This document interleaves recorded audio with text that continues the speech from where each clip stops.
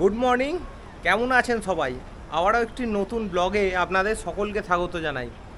আজকে 28শে মে, এখন আমি আছি হরিদ্বারে। আর অলরেডি আপনারা সেটা বুঝতেও পেরেছেন গঙ্গা দেখে। আর আজকে কিন্তু আরও একটি স্পেশাল ট্যুর আমরা করতে চলেছি।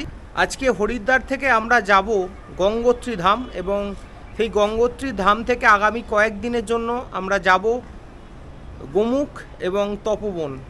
এই ট্রেকটা আমরা কমপ্লিট করব এবং এই পুরো ট্যুরে আপনাদেরকে সঙ্গে নিয়ে যাব।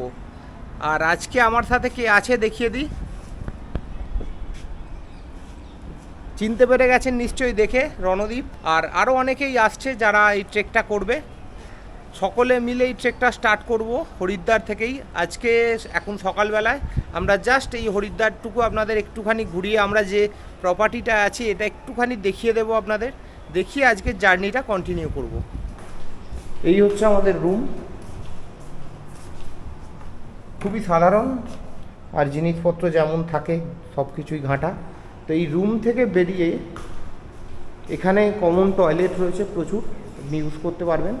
এবং জাস্ট বেরিয়েই এই ব্যালকনিতে এলেই আপনি কিন্তু এই গঙ্গার যে ভিউ, এই ভিউটা উপভোগ করতে পারবেন।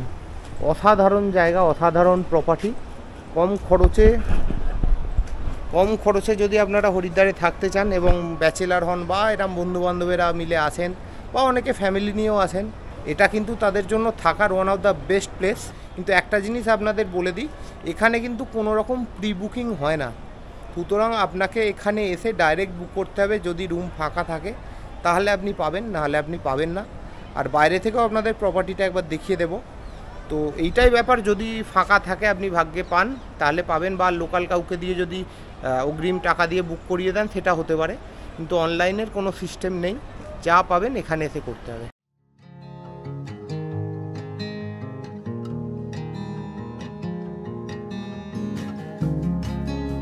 সকাল সকাল এক কাপ চা দিয়ে দিনটা শুরু করলাম। আজ আমাদের অনেকটা পথ পাড়ি দিতে হবে। আমাদের ট্যুর ম্যানেজার মোহিত ভাই কিন্তু গাড়ি নিয়ে উপস্থিত হয়ে গেছে। আর এদিকে আমার পিসেমশাই দিল্লি থেকে এসে উপস্থিত। তিনিও কিন্তু এবারে আমাদের সফর সঙ্গী। গাড়ির উপর জিনিসপত্র তুলে দিয়ে আমাদের যাত্রা শুরু হলো।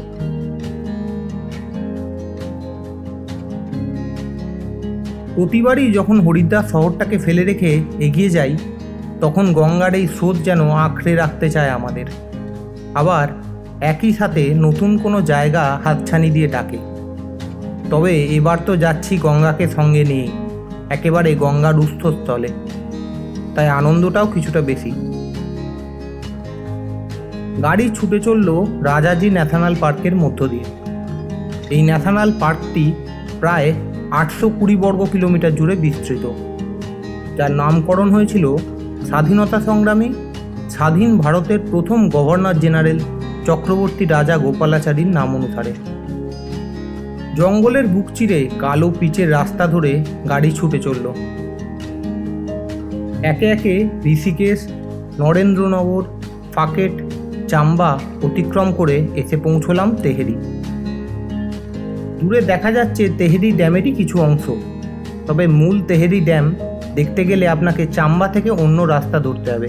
এই পথে আপনি সেটি দেখতে পাবেন না। হরিদ্বার থেকে প্রায় 192 কিলোমিটার পথ অতিক্রম করে আমরা এসে পৌঁছলাম উত্তরকাশী। দূরে উত্তরকাশী শহরটি দেখা যাচ্ছে।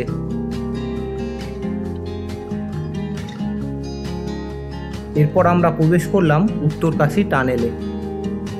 এই সেই উত্তরকাশী টানেল যেখানে 2023 সালের নভেম্বর মাসে ভূমিধসের ফলে 41 জন শ্রমিক প্রায় 16 দিন আটকে ছিলেন, যে খবর প্রায় সারা দেশকে আলোড়িত করে তুলেছিল। ঘড়িতে এখন 3:20 বাজে। প্রায় হয়ে গেল 5 ঘন্টার মতো জার্নি এবং 200 কিলোমিটার মতো আমরা জার্নি করেছি। এখন আমরা আছি উত্তরকাশীতে, এবং এই এরিয়ায় উত্তরকাশী কিন্তু সবচেয়ে বড় শহর, এবং এটাই হয়তো লাস্ট সবচেয়ে বড় শহর। এরপরেই আমরা গঙ্গোত্রী যাব, এবং একটুখানি নেবে উত্তরকাশীতে জিনিসপত্র কেনা হচ্ছে, কারণ এগুলোই আমাদের বিগত 4-5 দিনের জন্য যে খাবার রসদ সেগুলো তুলে নেওয়া হচ্ছে এখান থেকে। তো চলুন আপনাদের মার্কেটটা একটু দেখাই উত্তরকাশীর। দেখুন আমাদের ওখানে যেরকম সবজি পাওয়া যায় সব কিছু সেরকম এখানেও পাওয়া যাচ্ছে। ফল আছে বিভিন্ন রকম, তরমুজ আবার লেবু টেবু সব রয়েছে, আবার ওদিকে আনাজপাতিও সব রয়েছে,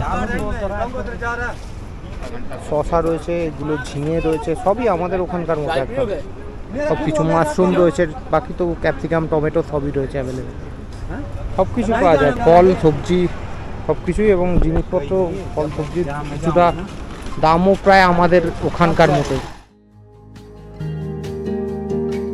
উত্তরকাশীর পর থেকে এ পথের সৌন্দর্য কিন্তু আপনাকে মুগ্ধ করবেই। গঙ্গা নদীকে ডান দিকে রেখে পথের শোভা দেখতে দেখতে এগিয়ে চললাম। এতক্ষণে বাইরের ঠান্ডা হাওয়া আমাদের পথের ক্লান্তিকে প্রায় মুছে দিয়েছে। আরও কিছুটা এগিয়ে পৌঁছলাম মানেরি ড্যাম। প্রায় 8.5 কিলোমিটার দীর্ঘ এই ড্যাম, যা গড়ে 90 মেগাওয়াট জলবিদ্যুৎ উৎপাদনে সক্ষম।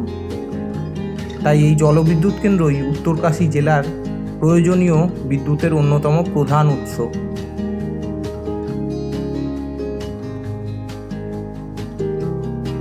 এ পথে যতই এগোতে থাকলাম রাস্তা ততই সংকীর্ণ হতে থাকলো, আর বাড়তে থাকলো প্রাকৃতিক সৌন্দর্য। ছবির মতো সুন্দর চারদিক, যা সমস্ত সময়ই আপনাকে মুগ্ধ করবে। ঘড়ির কাঁটায় প্রায় 5:30, আমরা এখন আছি পান্নি চেকপোস্টে। আর এখানে আপনাদের দেখাচ্ছি গাড়িগুলোকে সমস্ত দাঁড় করিয়ে দেয়, কারণ এরপর থেকে কিন্তু রাস্তাটা ওয়ান ওয়ে। সুতরাং এখন দেখুন ওই দিক থেকে সমস্ত গাড়ি আসছে এখন, আর আমাদের গাড়িগুলো কিন্তু এখানে পরপর স্টপ রেখে দিয়েছে। তো ওই দিক থেকে যখন গাড়ি আসা স্টপ হয়ে যাবে তখন আবার আমাদের রোডটাকে ছাড়বে যাওয়ার জন্য। এইভাবেই এরপর থেকে এইভাবেই গাড়ি চলাচল করে, তাই জন্য এই জায়গাতে টাইমও অনেক বেশি লাগে ওয়ান ওয়ে যেহেতু। তো দেখি কখন পৌঁছোই, টার্গেট আছে আমাদের 7টা 7:30 বাজবে। পান্নি চেকপোস্ট পেরোতেই সন্ধে নেমে এলো। প্রায় অন্ধকারের মধ্যেই পেরোলাম ভারতের সুইজারল্যান্ড হার্সিল ভ্যালি। তবে ফেরার সময় অবশ্যই চেষ্টা করব হার্সিল ভ্যালিতে কিছু সময় কাটাতে। দেখতে দেখতে এসে পৌঁছলাম ধারালি।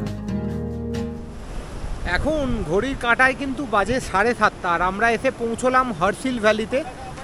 এখান থেকে এখনও কিন্তু বেশ কিছুটা পথ, প্রায় 45 মিনিট থেকে 1 ঘন্টা গেলে তবে আমরা পৌঁছবো গঙ্গোত্রী। আর হার্সিল ভ্যালি আপনাদের দেখাতাম, কিন্তু এখন অলমোস্ট সন্ধে হয়ে গেছে, তাই সেইভাবে কিছু দেখাতে পারবো না। কিন্তু ফেরার সময় চেষ্টা করব যদি হার্সিলে দাঁড়াতে পারি। এবং চারপাশটা যদি দেখেন, অসাধারণ সুন্দর গ্রাম হার্সিল, অসাধারণ। পাইনের জঙ্গল, তার মধ্যে দিয়ে এইভাবে ভাগীরথী নদী এবং আরও উপনদী শাখা নদী বয়ে গেছে, বিভিন্ন জলের ধারা, দোকানপাট সব নিয়ে ছোট্ট একটা গঞ্জ শহর। আমরা চেষ্টা করব আসার সময় আপনাদের হার্সিল আরও ভালোভাবে দেখানোর। ধারালি থেকে 45 মিনিটের যাত্রা সম্পন্ন করে অবশেষে এসে পৌঁছলাম গঙ্গোত্রী। ঘড়ির কাঁটায় তখন রাত 8:30। গাড়ি থেকে নামতেই চরম ঠান্ডার অনুভূতি পেলাম। এগিয়ে চললাম মন্দিরের দিকে। গাড়ির পার্কিং থেকে মন্দির পর্যন্ত এই যে রাস্তা, এই রাস্তায় পাবেন প্রচুর দোকানপাট, বিভিন্ন ধরনের, বিভিন্ন মানের ও দামের বিভিন্ন হোটেল। আপনাদের আরও একটা হোটেলের ইনফরমেশান দিই। এই বোর্ডটা দেখুন, এখানে নাম্বারও দেওয়া আছে, ওয়েবসাইটও দেওয়া আছে, এবং হোটেলটা দেখুন, দুর্দান্ত হোটেল, দুর্দান্ত, পুরো উডেন ফিনিশ হোটেল, দুর্দান্ত। তো যদি আপনাদের বাজেটে এটা অ্যাফোর্ডেবল হয় তো আপনারা এই ধরনের হোটেলও এখানে পাবেন। আবার অনেক ছোট হোটেলও রয়েছে, যেমনটা আপনাদের বললাম। এই দেখুন হোটেল গায়ত্রী নিকেতন, এরকম অনেক হোটেল রয়েছে। তো এরকম পাবেন অনেক কিছু। আমি আপনাদের কয়েকটা নাম দেখালাম, তবে এগুলোর কোনোটাতেই আমি কিন্তু থাকিনি, তাই আমি কোনো এর রিভিউ দিলাম না, আমি জাস্ট আপনাদের কাছে ইনফরমেশানটা দিলাম। তবে হ্যাঁ, রেজিস্ট্রেশনটা অবশ্যই করে আসবেন। আমাদের যেহেতু ট্রেকিংয়ের ব্যাপার, রেজিস্ট্রেশন করা আছে, কিন্তু যদি গঙ্গোত্রী মন্দির দর্শন করতে চান বা ট্রেকিং করতে চান তাহলে কিন্তু অবশ্যই আপনারা রেজিস্ট্রেশনটা করে আসবেন। রেজিস্ট্রেশন না করলে কিন্তু এত দূর আসতেই পারবেন না। আমরা এসে গেছি গঙ্গোত্রী, যেরকম আপনাদের বললাম। আমরা যে হোটেলটা নিয়েছি সেটা আপনাদের এসে দেখাবো, সেটা এসে দেখাবো। কিন্তু আমরা এখন যাচ্ছি মন্দিরের দিকে, একবার মন্দিরটা আপনাদের দর্শন করিয়ে দেবো। অলরেডি রাত্রি হয়ে গেছে, তাও চেষ্টা করব মন্দিরটা আপনাদের একবার দর্শন করিয়ে দেয়া। চলুন।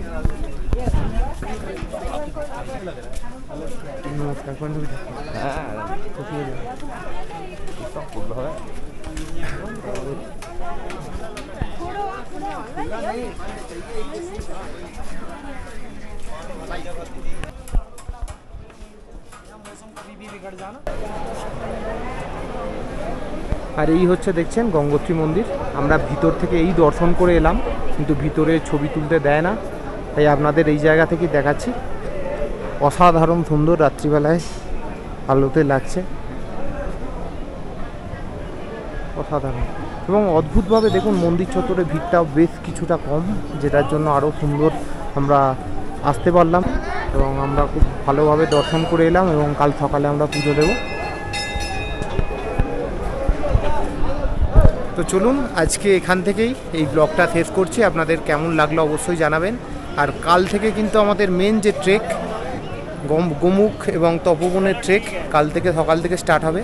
সেই ভিডিও আসবে খুব তাড়াতাড়ি নেক্সট ব্লগগুলোতে। আপনারা সঙ্গে থাকবেন এবং জানাবেন কেমন লাগলো। আর চলুন, আজকের মতো গঙ্গোত্রী মন্দির থেকে শুভরাত্রি।